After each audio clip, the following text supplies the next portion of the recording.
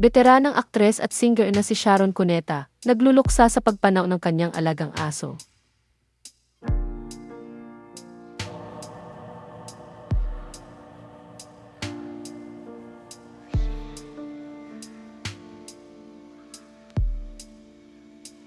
Nagluluksa ang veteranang aktres at singer na si Sharon Cuneta dahil sa pagpanaw ng kanilang alagang asong si Grandpa na isang Shih Tzu.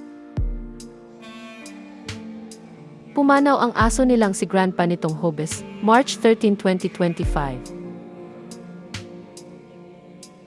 Ibinahagi ni megastar na nakasama ng kanyang pamilya si Grandpa ng halos 17 years, kaya naman talagang kapamilya na ang turing nila sa kanilang namayapang alagang aso. Ayon pa sa kanya, alaga pa raw ng anak niyang si Kissy Concepcion si Grandpa noong bata pa lamang ito. Dagdag pa niya, dinala pa raw nila si Grandpa sa isang veterinary hospital last week. Ipinost din niya ang isang video kung saan makikitang nanghihina na ang pet dog nila. Kaya naman sa pamamagitan ng Instagram ay ibinalita ni megastar sa publiko na namatay na ang kanilang alagang aso. Anya, Kissy's Shih Tzu, Grandpa, who had lived with us for 16 to 17 years, was hospitalized last week.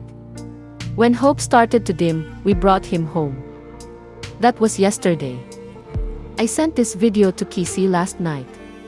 Grandpa passed away early this morning.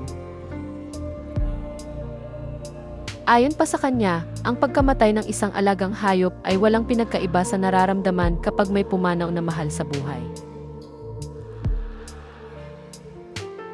Sa comment section ay pinasalamatan ni Kissy ang kanyang ina dahil sa pagtulong sa kanya na mabigyan ng best life ang kanyang alagang aso.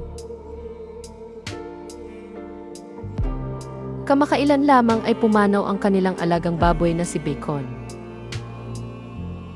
Sa pamamagitan ng Instagram ay ibinahagi ni Sharon ang pagdadalamhati niya sa pagkawala ni Bacon.